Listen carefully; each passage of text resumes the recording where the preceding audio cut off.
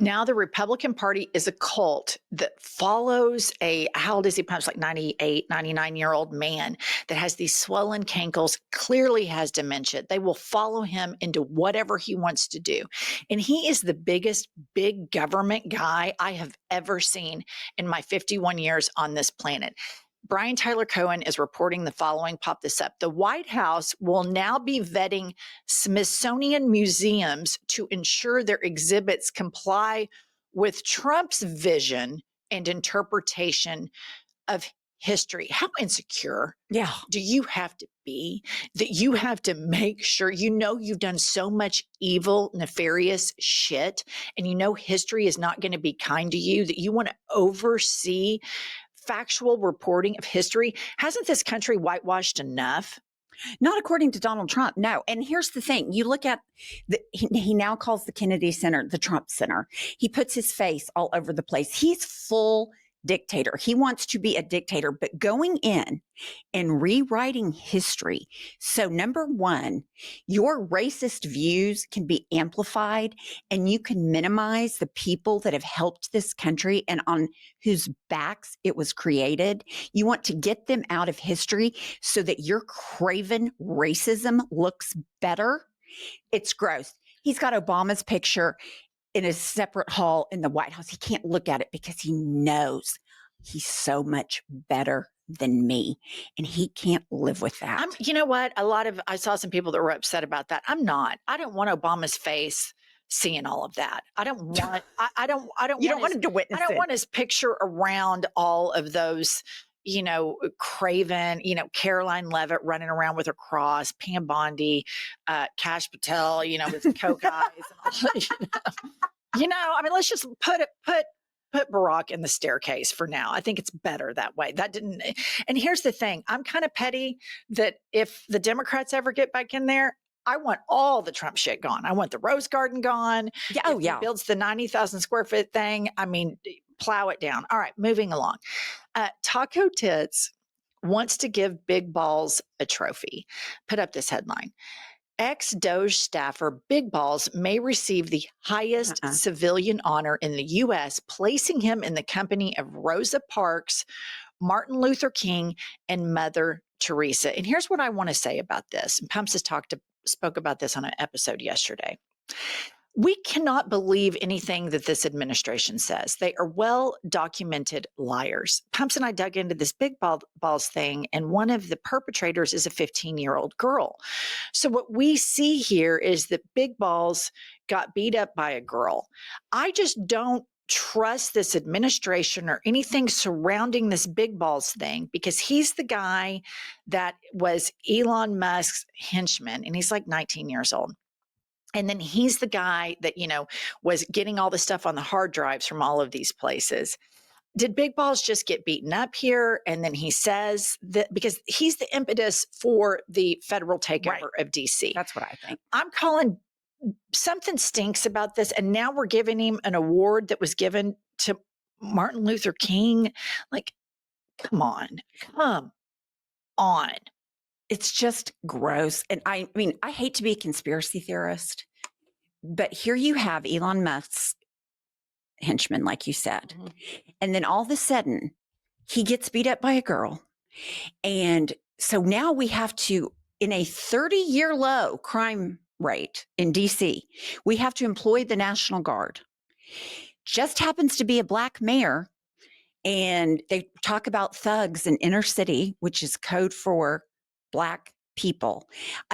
To me, it stinks to high heaven. I think Trump's plan, go into blue cities with black mayors, take them over so we don't have the midterms, or it scares people out of voting. I hate to be a conspiracy theorist, but this man is so craven and vile. He knows how deeply unpopular his message is. This whole thing goes hand in hand. Here's the thing. This guy gets on his lie social every day and lies. Egg prices are down 2,000%, right? Which would mean that when you go to the grocery store is paying you for the eggs. Drug prices are down 1,500%, which would mean the pharmaceutical companies are paying us. He says that inflation is down. That is a lie. They have no credibility. So the veracity surrounding this Big Balls thing is in question in my mind, and I don't even think it's a conspiracy theory, Pumps, because this administration lies every single day. We just did an episode of you covering Caroline KKK Levitt, and all she did throughout the entire press conference was lie. You have Pam Bondi that lied, said she had the Epstein list on her desk, then came out and said there is no Epstein list. You have Kash Patel that lies. He's reviewing the Epstein list. Then he gets on a podcast and says there is no Epstein list. These people, LIE, they lie, and they have a part of their electorate, the triple Trumpers, that would rather believe lies than know the objective truth. And I mean, there's a whole psychological case study for that. I mean, I think it's, we could have a cult expert on, but at this point, I'm just so tired of these people. All right. Next step in this, they call the new MAGA party the MAGA Big Tent Party. I just want you to know there's a guy named Joel Webben, I think, and he is a MAGA pastor. And in the MAGA tent, alarmingly, the loudest voices lately have been voices like this and that Pete Hegseth pastor. But play this, Pastor. You have women leading in the home. You have women leading in the church. You have women leading in the marketplace when it comes to production. And you have women leading in government at every single level. And God is not going to bless that. I think we have seen the curse unfold of feminism. And it's not enough to just say, well, let's just keep men out of women's sports and we'll be okay. Or even to just say, okay, well, all right, we went too far. No more women in positions of combat. No, also no more women in Congress. Right. No more female state reps. No more women in any function of societal leadership. Okay, and here's the thing about this, you guys and Pumps. For the women that are in the Big Tent MAGA party, these are the forces behind Project 2025. This is their long-term agenda. The bullshit they're giving you right now is just the short-term red meat to keep you going. We're going to let immigrants get eaten by alligators. They're just giving you a little bit of porn to keep you excited. This is the master plan. And we're not even remotely being hyperbolic here, because Project 2025 echoes these same sentiments. The writers and the architects of Project 2025 echo these same sentiments. And here is the problem, white women. When you are a part of this movement and you forget that you were able to go to college because of the hard work of the suffragettes and other women, when you forget history, and you dismiss history and you don't acknowledge facts, at some point the knives that these people, that women in the MAGA movement right now are just props. Caroline Levitt is a prop. At some point those knives are going to be turned against you. And this goes the same for these gay MAGA people in the administration. Scott Bessent, Peter Thiel, who's a shadowy figure. Moses Mike. Oh, I forget. He's straight. He says he's straight. I forget. But these gay men were able to ascend to the level that they are because of the hard civil rights work that others before them did. And people died in that movement. And they're able to ascend. Scott Besson is able to ascend because somebody else did the hard work and didn't bend the knee to the patriarchy.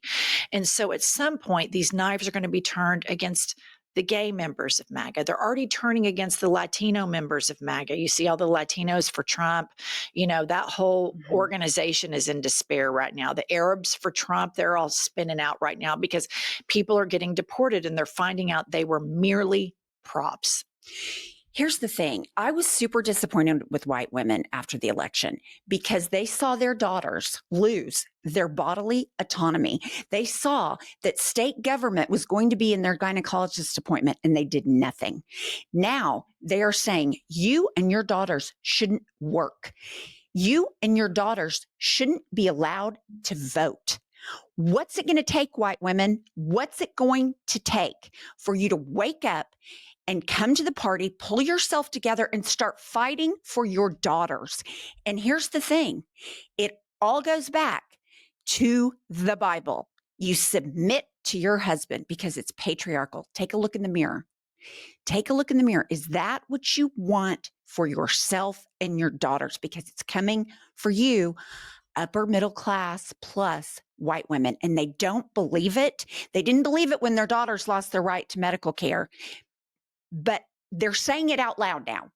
And ladies, Pumps speaks to this from experience. She was a part of the system that you're standing to uphold, and that system failed her from top to bottom. And you can read about said failure in our book, Life is a Lazy Susan of Shit Sandwiches. But seriously, you guys, as mothers, it's important that we care about Black children and brown children as much as we do our own children, because if one child is unsafe, all children are unsafe.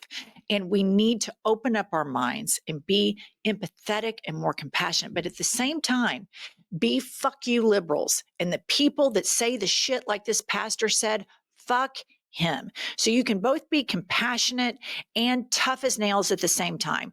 We are so grateful that we reached 1 million subs. We're so grateful for this community that we've built. And let's share this video far and wide, and let's fight for our country and fight for women and fight for immigrants and fight for the LGBTQ plus people, fight for Black and brown people, because by God, they make our lives and our culture so much better. We'll see you all later.